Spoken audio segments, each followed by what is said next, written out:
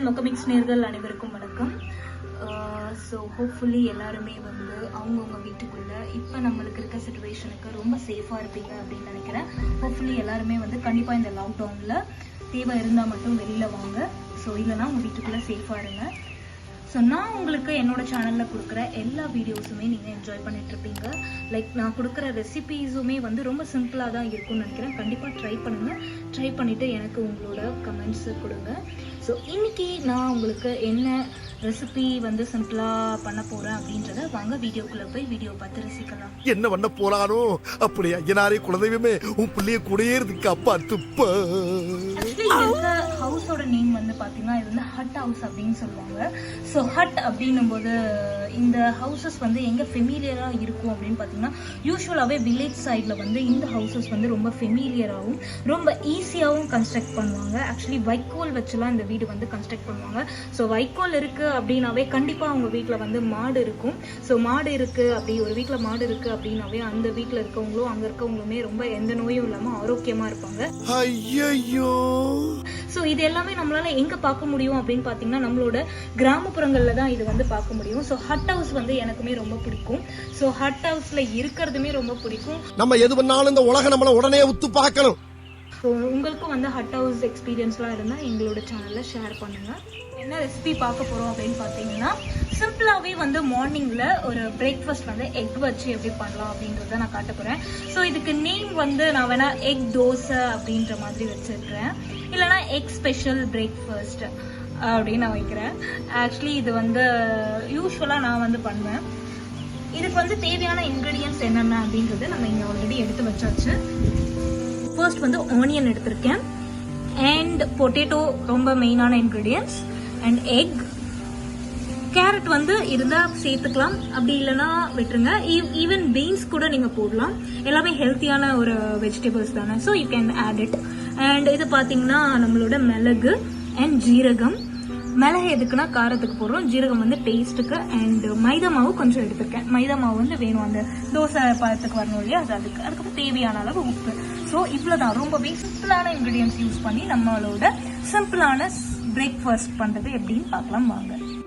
இப்போ நம்ம என்ன பண்ணலாம்னா ஃபர்ஸ்ட் ஸ்டெப் என்னன்னா நம்மளோட உருளைக்கிழங்கு எடுத்துக்கலாம். உருளைக்கிழங்கு எடுத்து வந்து நம்ம ஃபர்ஸ்ட் என்ன பண்ணணும்னா உருளைக்கிழங்கு துருவி நம்ம ஒரு இதில் போட்டு அதை வந்து கொஞ்சம் ஊற வச்சுக்கணும். ஊற வைக்கல கொஞ்சம் நேரம் அதை வந்து வச்சிருக்கணும், ஒரு 10 or 15 minutes. ஸோ ஃபர்ஸ்ட் என்ன பண்ணலாம்னா நம்ம உருளைக்கிழங்கு எடுத்து நம்ம வந்து அதை வந்து நம்ம கேரட்லாம் சீவுவோம் இல்லையா, ஸோ அந்த மாதிரி வந்து நம்ம சீவி வச்சுக்கலாம். ஸோ நான் என்ன பண்ணுறேன்னா உருளைக்கிழங்கு வந்து நம்ம நல்லா துருவி வச்சுக்கணும். நான் என்னோட திருவிலையே நம்ம கேரட்லாம் சாப் பண்ணுவோம்ல அதுதான். ஸோ இப்போ வந்து நம்மளோட பொட்டேட்டோ வந்து நான் ஃபுல்லாக வந்து சாப் பண்ணி வச்சுருக்கேன். ஸோ இப்போ என்ன பண்ணணும்னா ஃபர்ஸ்ட் ஸ்டெப் சாப் பண்ணி வச்ச உடனேவே நீங்கள் என்ன பண்ணுங்கன்னா ஒரு பாத்திரம் இருக்கு இல்லையா, ஸோ இதில் வந்து உருளைக்கிழங்கு எல்லாமே வந்து இதில் ட்ரான்ஸ்ஃபர் பண்ணலாம்.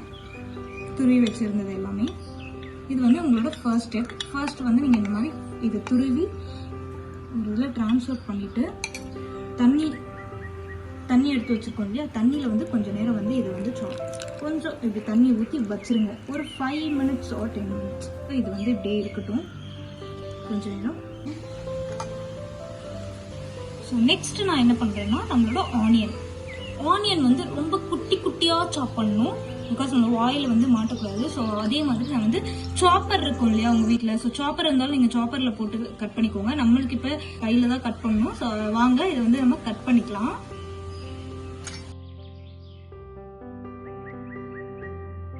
ரொம்ப சின்னதாக கட் பண்ணியிருக்கேன். அதனால் முடிஞ்ச வரையும் நான் குட்டியாக கட் பண்ணியிருக்கேன். நீங்களும் வந்து ரொம்ப குட்டியாகவே இதெல்லாம் கட் பண்ணிக்கோங்க. ஃபஸ்ட்டு வந்து நம்மளோட கேரட்டும் இப்போ வந்து நம்ம துருவி வச்சுக்கலாம். கேரட் வந்து நல்லா நான் வந்து துருவிட்டேன். ஸோ இதையும் எடுத்து வச்சுக்கலாம். நெக்ஸ்ட் ஸ்டெப் என்னன்னு பார்த்தீங்கன்னா நம்ம எடுத்து வச்சுருக்கோம் இல்லையா இந்த மிளகு அண்ட் ஜீரகம். ஸோ இது ரெண்டுத்தையும் வந்து நம்ம கொஞ்சம் நுணுக்கிக்கணும், லைக் பொடியாக்கிக்கணும். ஸோ நம்மளுக்கு மிக்ஸி வந்து கிராமத்துலாம் வச்சுருக்காங்க இப்போ நிறையவே. பட் இந்த மாதிரி நுணுக்கி போடுறது வந்து ரொம்பவே டேஸ்ட்டாக இருக்கும். இது எல்லாருக்கிட்டையும் அவைலபிள் இருக்கும் வீட்டில்.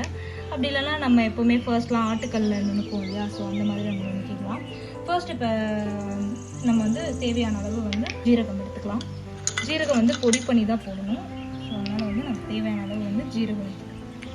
ஒரு நான் எடுத்துருக்க மாவுக்கு வந்து ஒரு 2 ஸ்பூன் போதும்.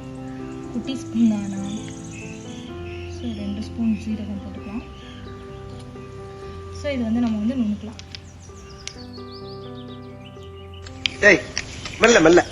ஏன்னா செவருக்கு வலிக்கும். ஜீரகம் நுணுக்கும் போது ஒரு ஸ்மெல் வரும். அது எவ்வளோ பேருக்கு பிடிக்கும்? ஆக்சுவலி எனக்கு ரொம்ப பிடிக்கும். ஸோ இப்போ பார்த்தீங்கன்னா என்னோட ஜீரகம் வந்து நல்லாவே இடிச்சிட்டேன் நான். இப்போ நம்ம என்ன பண்ணலாம்னா எடுத்து வச்சிடலாம்.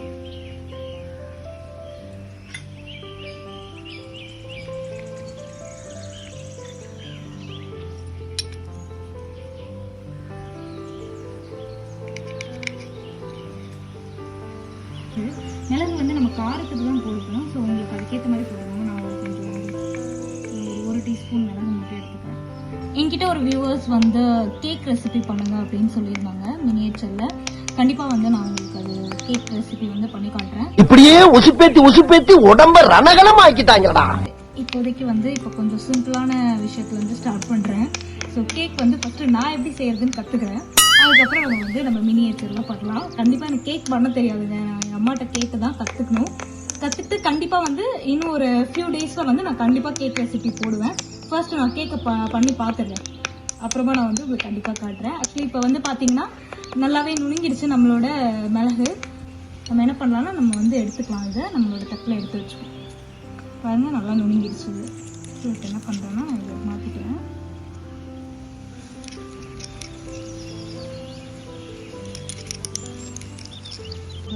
ஆல்ரெடி நம்ம உருளைக்கிழங்கு தண்ணியில் ஊற்றி வச்சுருக்கோம்ல. ஸோ அது எல்லாத்தையுமே வந்து வடித்து ஒரு இன்னொரு பாத்திரத்தில் எடுத்துக்குவோம். இதுதான் ஃபர்ஸ்ட் ஸ்டெப்.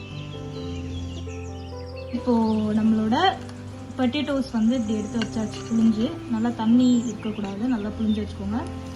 ஸோ நெக்ஸ்ட்டு நம்ம என்ன போட போகிறோம் அப்படின்னு பார்த்தீங்கன்னா நம்மளோட வெங்காயம். ஸோ பொட்டேட்டோ எவ்வளோ போட்டிருக்கீங்களோ அதே அளவு வந்து வெங்காயமும் போடுங்க. நெக்ஸ்ட்டு வந்து கேரட் எடுத்து வச்சுருக்கோம்ல. கேரட் வந்து கொஞ்சம் தான் போட்டுக்கோங்க. கேரட்டுக்கு அப்புறமா வந்து நம்ம எடுத்து இடித்து வச்சுருக்க மிளகு, அஞ்சீரகம் எவ்வளோ வேணுமோ அது போட்டுக்கலாம். இவ்வளோ போதும். காரம் அண்ட் டேஸ்ட்டுக்காக. நெக்ஸ்ட்டு வந்து மைதா மாவு. உருளைக்கிழங்கு எடுத்தீங்க அப்படின்னா மைதா மாவு வந்து ஒரு 2 டீஸ்பூன் போட்டால் போதும். 2 இல்லை 3 டீஸ்பூன். நெக்ஸ்ட் வந்து உப்பு வந்து தேவையான அளவு.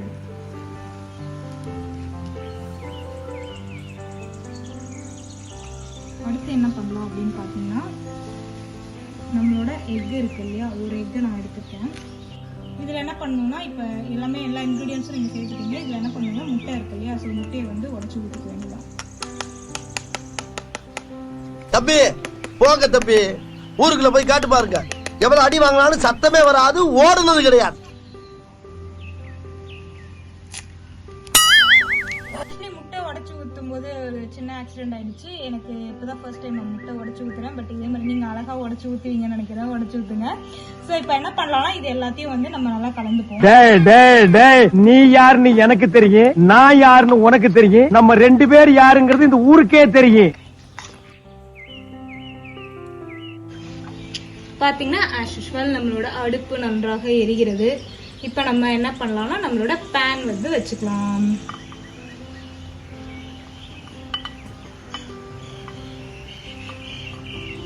பேன் எடுத்தோன்னே எரியுது. ஐயோ அலாட்டாய்க்கடா, அலாட்டாய்க்க. இப்போ வந்து நம்மளோட பேன் வந்து நல்லா ஹீட் ஆயிருக்கு.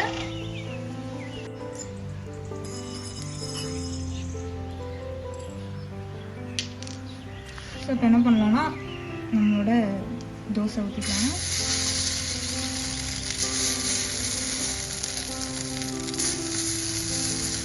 இதில் நீங்கள் பச்சை மிளகாய் கட் பண்ணி போட்டால் கூட நல்லா தான் இருக்கும்னு நினைக்கிறேன் காரத்துக்கு. ஸோ மிளகு காரமே நல்லா இருக்குமே அப்படின்னு நான் போடுவேன். ஸோ நல்லா வேகட்டும். ஸோ ஆல்ரெடி எண்ணெய் ஊற்றியாச்சு. லோ ஃப்ளேமில் வைங்க. எப்போவுமே வந்து நம்ம தோசை சுடும்போதும் ஆம்லேட் போடும்போதும் எண்ணெய் போடும்போதும் லோ ஃப்ளேமில் வைக்கணும். நான் நிறைய வாட்டி வந்து ஹை ஃப்ளேமில் வச்சு தீச்சுலாம் இருக்கேன். அப்புறமா தான் அம்மாட்ட கேட்கும்போது சொன்னாங்க லோ ஃப்ளேமில் வச்சு சமைக்கணுமா. இங்கே லோ ஃப்ளேம்லாம் பண்ண முடியாது, ஒழுங்காக அதே ஹீட்டில் தான் போயிட்டுருக்கும். ஸோ கேஸில் வந்து கொஞ்சம் லோ ஃப்ளேம் பண்ணிக்கோங்க. திருப்பி போட்டுக்கலாம்.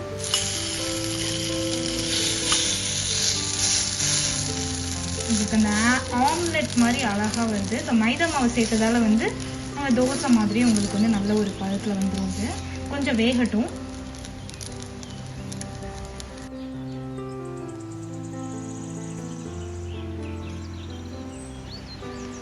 நெக்ஸ்ட் ஒன் போடுவோம்.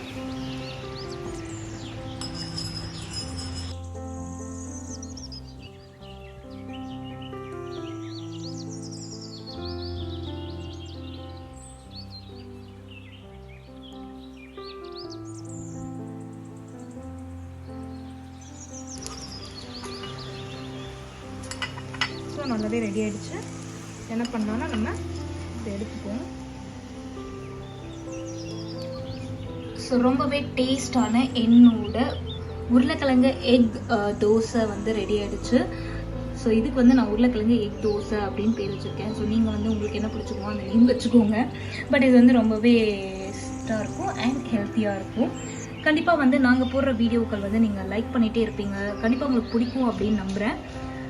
ஸோ நான் சொன்ன மாதிரி உங்களுக்கு வந்து இதே மாதிரி சிம்பிளான இன்க்ரீடியன்ஸ் தான் வந்து இன்க்ரீடியன்ஸ் யூஸ் பண்ணி எப்படி சிம்பிளாக ஒரு ரெசிபி பண்ணுறது, எப்படி ஒரு பிரேக்ஃபாஸ்ட் பண்ணுறது, எப்படி நம்ம வந்து ஸ்நாக்ஸஸ் பண்ணுறது அப்படின்றது வந்து நான் உங்களுக்கு கொடுத்துட்டே இருப்பேன்.